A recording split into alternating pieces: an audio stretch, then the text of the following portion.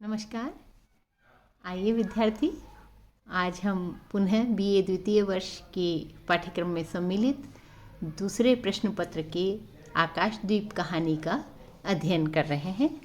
तो हम देखते हैं कि इस कहानी में तात्विक विश्लेषण के अंतर्गत जो मुख्य विशेषताएं आई है उनका हम किस प्रकार अध्ययन करें। सबसे पहले हम लेते हैं कथानक।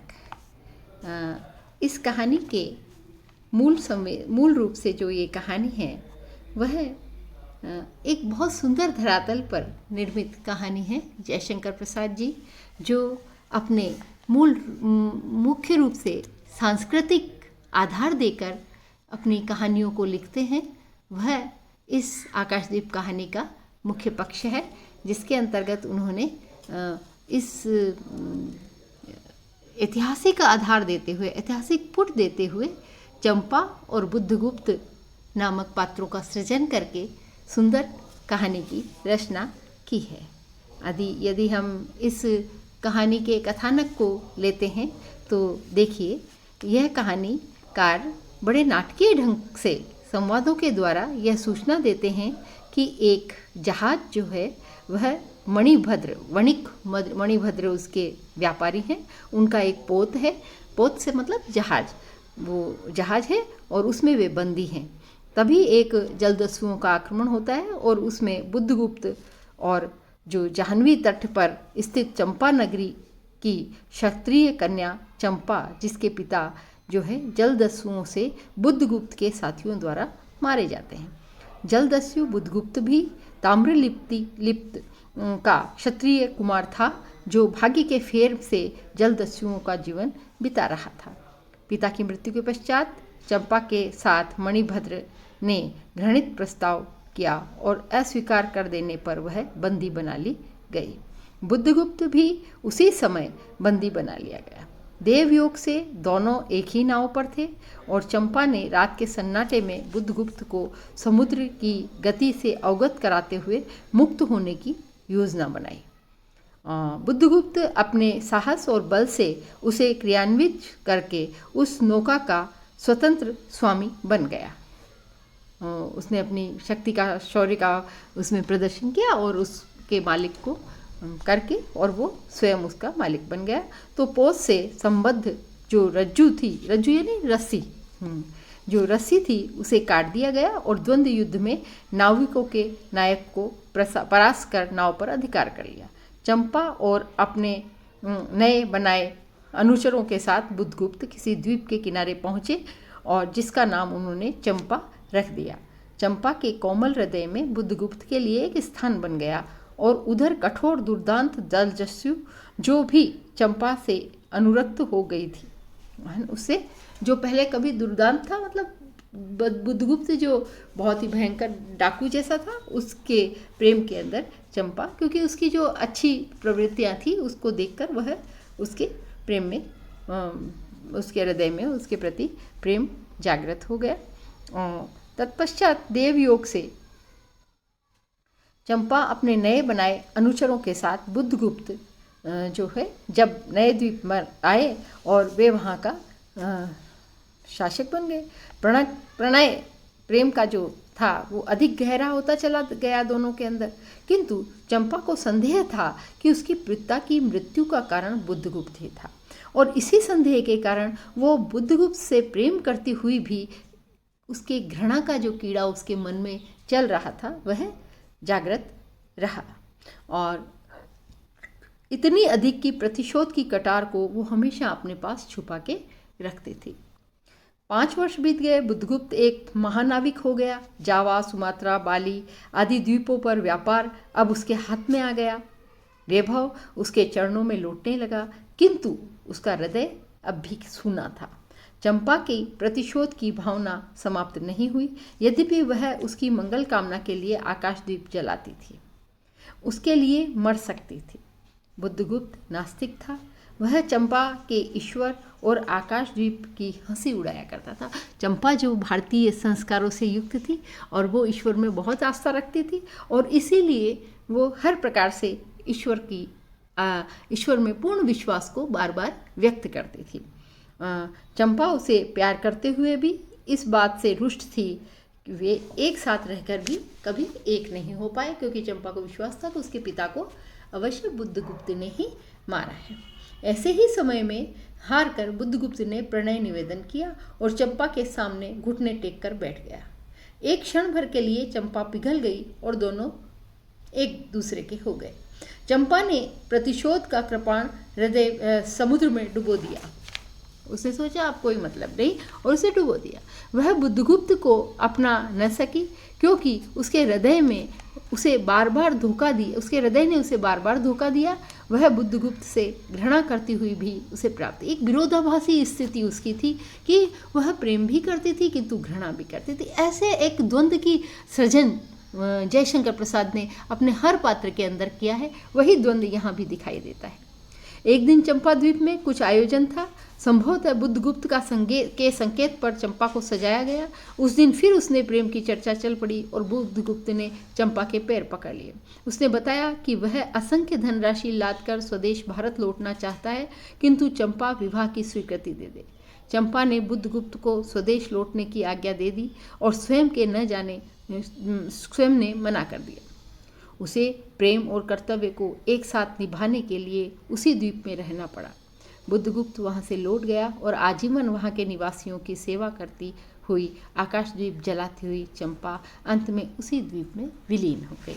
तो इस प्रकार से एक सुंदर कथानक पर जयशंकर प्रसाद जी ने इस को रचा है। इस कहानी का जो मुख्य विषय वस्तु के अंतर्गत इसको रचना की है उन्होंने, जिसके अंदर यह 7 परिच्छेद में समाप्त हो जाती है। नाटक के किसी अंक में 7 दृश्यों, नाटकीय तत्व का, संधियों का उन्होंने पूरी तरह से इसके अंदर जो है वो नाटक जैसी भी लगती है कई बार। कहानी की वस्तु विन्यास प्रारंभ से लेकर अंत तक पूरी तरह से सुगठित है।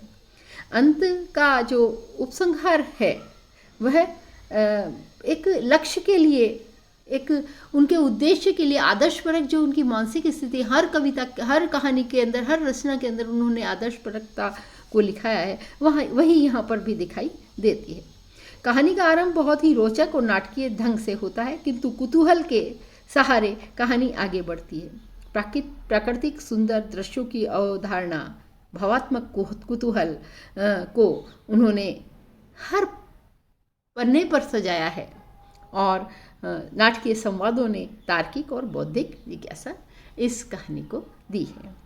तो इस प्रकार से ये कहानी का जो कथानक है वह पूर्ण रूप से एक श्रेष्ठ कथानक कहा जा सकता है, जिसे जब हम मन से पूरी तरह से पढ़ें तो बहुत ही आनंदप्रक दिखाई देता है। अगला हम देखते हैं इस कहानी के जो पात्र हैं और जो चरित्र चित्रण है वो किस प्रकार से। आकाशद्वीप में 2 ही प्रमुख पात्र हैं, एक चंपा और दूसरे बुद्धगुप्त।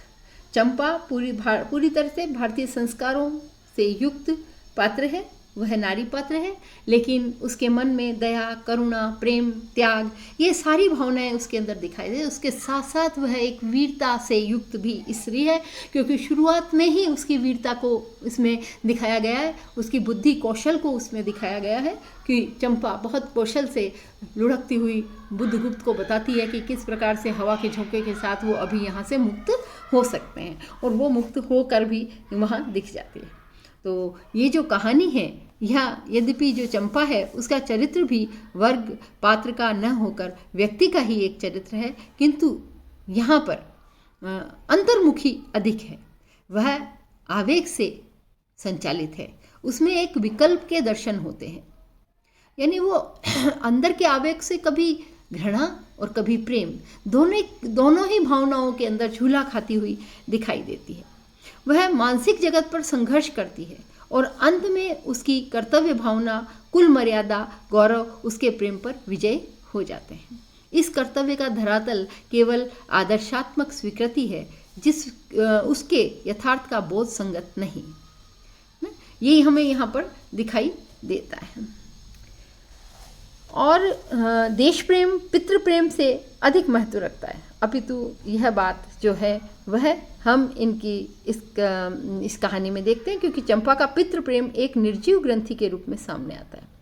बुद्धगुप्त के यह विश्वास दिलाने पर कि वह उसकी पिता का मारने वाला नहीं है, लेकिन फिर भी वो किसी प्रकार उस पर विश्वास नहीं कर पाती और अपने पूर्वाग्रह को यहाँ पर सार्थक करती है और वो ये बताती है कि नहीं, किसी भी प्रकार से हो हत्या उसने की है, वो उससे प्रेम तो करती है लेकिन फिर भी उसके साथ नहीं रह पाती।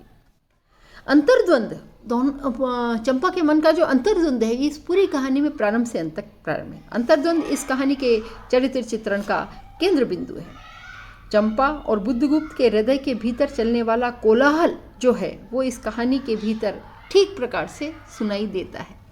स्पष्ट न होते हुए भी, अस्पष्ट होते हुए भी वह हम साफ सुन सकते हैं। दोनों का हृदय अंतर्द्वंदों से उद्वेलित है, किंतु एक गंभीरता का आवरण डाले हुए है। यद्यपि इस आवरण में उद्वेलन छिप नहीं सकता। जो कहानी है वह बहुत ही सुंदर रूप में चरित्र चित्रण दोनों का ही लेखक ने बहुत सुंदर, जो भी चाहा वह अपने पात्रों से उन्होंने कहलवाया है, ऐसा प्रतीत होता है हमें इसके अंदर। अब हम आगे जो देखें भाषा शैली के रूप में, कि इसकी भाषा शैली प्रसाद जी की जो अपनी चिर जानी पहचानी भावात्मक, अलंकारिक और शब्दों का सांस्कृतिक रूप ओढ़े हुए जो इनकी भाषा है वह हमें हर समय दिखाई देती है। वही प्रांगण, प्रौढ़ और काव्यात्मकता का रूप हमें दिखाई देता है। शैली वैसी ही सरस और भावुकतापूर्ण है। शिल्प विधान जो है वो इनका मजा हुआ शिल्प है, जैसे किसी ने गढ़ कर शब्दों को लगाया हो, वैसा इनके शब्द यहाँ पर हमें दिखाई देते हैं। और संवाद भी बहुत ही आकर्षक और नाटकीय हैं। संवादों के कारण ही इसमें नाटकीय कहानी का जो रूप है वह दिखाई देता है। अन्य सभी गुणों के साथ इसमें कुतूहल और जिज्ञासा जो है वह लगातार देखी जा सकती है। तो यह कहानी अत्यंत सुंदर कहानी के रूप में, इसकी भाषा जो है वो बहुत ही सुंदर रूप में हमें इसके, और चित्रात्मकता, खास तो बात यह है कि चित्रात्मकता, मानो प्रकृति का वर्णन भी कर रहे हैं तो हम आंखों से बिल्कुल साफ दिखाई देता है, ऐसा प्रकृति का सौंदर्य है। समुद्र का वर्णन, समुद्र की लहरों का, उसमें तेज चलती हुई हवाओं का, जलते हुए आकाशदीप का, साथ ही सौंदर्य का, और जैसे चंपा के सौंदर्य को प्राकृतिक सौंदर्य से सामंजस्य करते हुए इस कहानी के अंदर लेखक ने बहुत सुंदर भाषा के अंदर दिखा दिया है। तो हम पूर्ण रूप से ये देख सकते हैं कि भाषा के मामले में तो जयशंकर प्रसाद का कोई दूसरा सानी ही, जो सांस्कृतिक भावबोध उन्होंने दिया है वैसा दूसरा कोई दे ही नहीं सकता। अगले उसके अंतर्गत हम देखते हैं परिवेश और वातावरण है। यह एक वातावरण प्रधान ऐतिहासिक रोमांस की कहानी है। कल्पना और वर्णन के सहारे अतीत के भव्य, आकर्षक और मनोहर चित्र का अंकन लेखक ने इसमें किया है। कथानक के गठन में स्थान स्थान पर उतार चढ़ाव है। इन उतार चढ़ावों के कारण ही कहानी की गति इतनी वेगशाली हो गई है कि जिज्ञासा और कौतूहल का संतुलन उसमें बना रहता है। भावों का गुम्फन समझे ना, जो दोनों एक दूसरे के भाव अंदर मनोभावना जैसे चलती है, वह जो गुम्फन है वह हम बहुत सुंदर रूप के अंतर्गत इसके अंतर्गत हम कथानक के विन्यास में अजीब सी सुगठन पैदा हो गया गुम्फन के कारण। अंत तक उपसंहार, ये कहें कि अंत को छोड़ दिया जाए तो एक सुदृढ़ रूप इसमें दिखाई देता है। इस प्रकार से यह कहानी अपने आप में बहुत ही सुंदर कहानी, वातावरण जो इन्होंने सृजन किया है समुद्र का, नए द्वीप का। हम बहुत पहले हमारे प्राचीन भारत के जो यदि इतिहास को देखें तो चंपा, बाली, सुमात्रा आदि भारत के आसपास के छोटे छोटे द्वीप थे जिनका व्यापार भारत के साथ चलता था और संभवतः वहाँ जहाज से ही व्यापार होता था और बीच में दस्यु दल आ जाते और वही एक कथा लेकर, वही एक छोटा सा कथानक लेकर लेखक ने इस कहानी को रचा है। तो कहानी का जो परिवेश है बहुत ही सुंदर रूप में हमें यहाँ दिखाई दे। वातावरण की सज्जा में जो कहानी है वह प्रसाद जी की लेखनी के द्वारा बहुत ही प्रौढ़ रूप में हमें दिखाई देती है। कहानी के वातावरण को, उसकी परिस्थिति, परिवेश को संयोजित करने में उसमें उसे श्रम नहीं करना पड़ता, अनायास ही सारी पीठी का मानो सजा दी जाती है। वातावरण की इस सज्जा ने कहानी को, मूल संवेदना को बहुत गंभीरता से मुखरित किया है। और हम अगला देखते हैं मूल संवेदना। कहानी की मूल संवेदना प्रेम, अनुराग, कुल मर्यादा के संरक्षण में एक अद्भुत समरसता जो है स्थापित करती है। किंतु यह इस कहानी में चंपा के प्रेम पर कुल मर्यादा अधिक हावी हो गई लगती है। ये मैं समझती हूँ यहाँ पर लेखक का हमारा जो है उनके मूलभूत संस्कार हैं, नारी के जो संस्कार है कि वह किसी भी प्रकार से अपनी मर्यादाओं से सबसे ज़्यादा चिपटी रहती है, वही इन्होंने इसमें उभारा है। वैसे जो कहानी है वह बहुत गहराई से व्यक्त हुई है, हम इसमें देखते हैं। और इसकी जो बुद्धगुप्त को ठुकरा कर पितृ प्रेम को महत्व दिया है, किंतु चंपा द्वीप में रहकर अपने प्रेम की गंभीरता को भी उसने और अधिक गंभीर बना दिया। उसे घमनीभूत गहरे ढांचे में वो ढाल न सकी, फिर भी चंपा के प्रेम का एक उज्जवल पक्ष इस कहानी में स्पष्ट होता है। साथ ही भारतीय नारी के रूप में चंपा एक आदर्श प्रेम, त्याग और सेवा की प्रतिमूर्ति बनकर यहाँ इस कहानी में उभर कर आई है। इस प्रकार से ये जो कहानी है, आकाशद्वीप कहानी है, वह अपने आप में एक बहुत ही प्रमुख कहानी और सारी विशेषताओं को प्रसाद जी के रचना के सभी बिंदुओं को अपने में समेटी हुई एक श्रेष्ठ कहानी कही जा सकती है। धन्यवाद।